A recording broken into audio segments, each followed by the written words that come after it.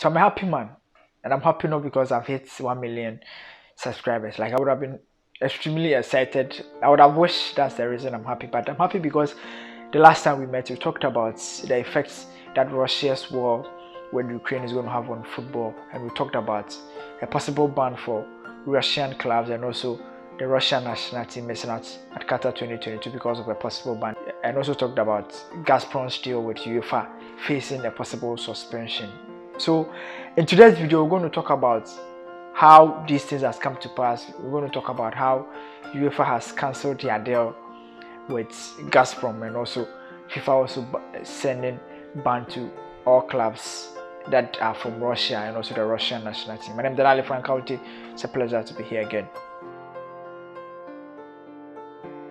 Right, so I'm sure if you are someone who have followed what is happening between Russia and Ukraine and also its effects on football, then I'm sure you've heard or you've read around that FIFA and UEFA has come together in a joint statement to ban all Russian clubs and also Russian national team from taking part in any international football tournament or any organized football game.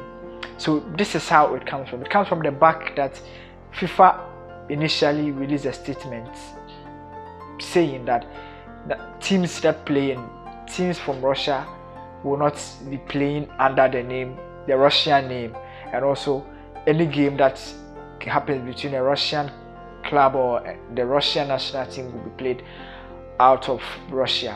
And that was a punishment that a lot of football fans and also football administrators and also football journalists around the world questioned and said it's not a punishment enough. So then FIFA now came back with a tougher punishment. They said that they are not going to allow, basically, Russian teams and national teams are banned from taking part in any football competition or properly organized football tournaments. Let's go into details. So I'm going to tell you why we are here and the reason that it took FIFA slightly a few times to make a good decision on it, and why we are here. So this is it. FIFA basically, I believe FIFA basically was waiting for UN, the United Nations, to make a statement, because we all know that FIFA don't fancy meddling sports with politics. So, and this what is happening is basically more of political, and they would not love to punish athletes or sportsmen or football clubs because of what is happening to Russia. But the only way that they would be able to do that is to get the member association or the clubs to voice out and make more comments. And I think that's what Poland, Czech Republic and Sweden did. They made it categorically clear that there's no way they are going to play a game against Russia. And that basically means that they are unwilling to play. No matter where the game is going to happen, they are not. And once that happens, that puts pressure on FIFA and UEFA to make a decision.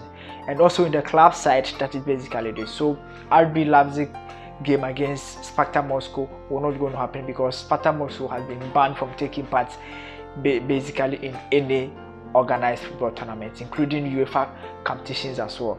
And that means that Sparta Moscow will not be able to take part in the game, and RB Leipzig perhaps might get a walkover and qualify to the next stage of the competition. When that happens, when the clubs are willing to play any country or when the clubs are willing to play any club that comes from Russia, it basically means that FIFA and UEFA will now be forced to make a decision and basically go ahead and ban clubs from that. And basically that is what just happened. So the punishment is one that a lot of football fans, some few fans also literally don't agree with. They say that as like Putin has made a decision and they are going to suffer for it. However, you can't also blame FIFA because there's no way, if let's say a football club like Chelsea has a game with a club in Russia and they say they won't honor the game because of what is happening, you can't force them. And once the member association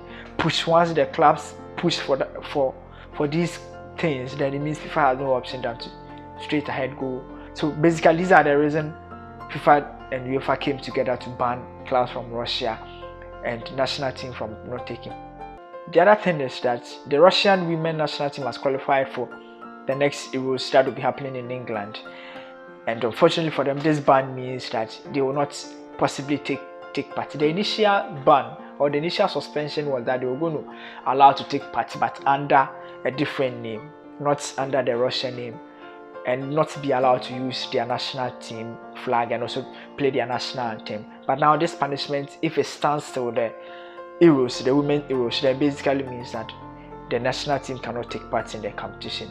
And basically there's a decision that there's been slight opposition. I think Moscow has also said that the decision to ban them is pretty much uncertain and is one that they wish would not happen. They wish that football will be a game that would rather create gaps and create bridges for two countries but not to bend the bridges. But basically we find ourselves in a situation that FIFA has no option than to do that.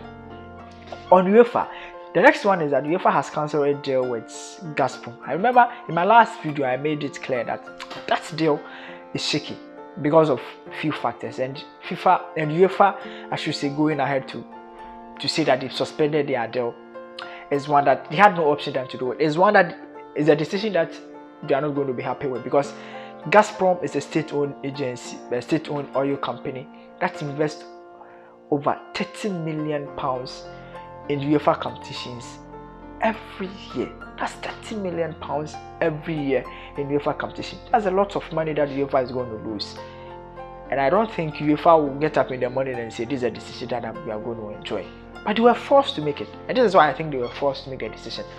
First, broadcasting companies like ESPN, Sky Sports, BT Sports, and any other broadcasting company that you know, at a point will be unwilling to play Gazprom's commercial or display their product or do anything to promote them.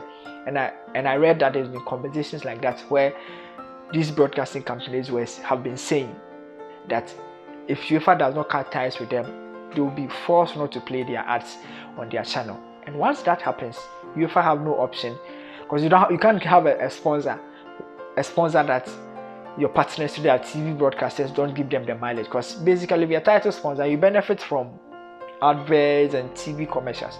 But if these TV stations are willing to play your ad, then basically what's the essence of the deal? The other one is also the clubs. Just as the clubs are unwilling to play Russian clubs, it is the same way they'll be unwilling to display Gazprom's logo. Because if Chelsea plays in a Champions League game and they are willing to play Gazprom and they are willing to display Gazprom's logo on the pitch panel, basically means that UEFA is losing, because then UEFA realized that state broadcasting companies are unwilling to play Gazprom's ad, and also clubs will be unwilling to display Gazprom's logo or do anything in relation to, in a way of promoting the company. But when they get to that point, it's clear that UEFA has to cut ties with them. And I think that is why UEFA went straight ahead to say that they are cutting ties with them and say goodbye to them. And basically, it's a decision that will hurt them financially, but one that the world is basically applauding them. So we're looking to do so. So for me, I think these two major decisions are at the back of conversations of how the world and football wants to support Ukraine. Basically, football has come together to support Ukraine and go against Russia. And that is why UEFA and FIFA has no option than to go for these decisions that they've taken. We are still going to follow it. Just as I promised, I'm going to give you updates on everything that happens and also give you the conversation behind the scenes, look into details of it and talk about the football conversations proper. My name is Delali Frankaute. If it's your first time here, as I always say, kindly subscribe to this channel, hit on the notification. What do you also think about this? Do you think UEFA has been fair to the clubs, or they have no option than to make the decision? Do you support it? You don't support it?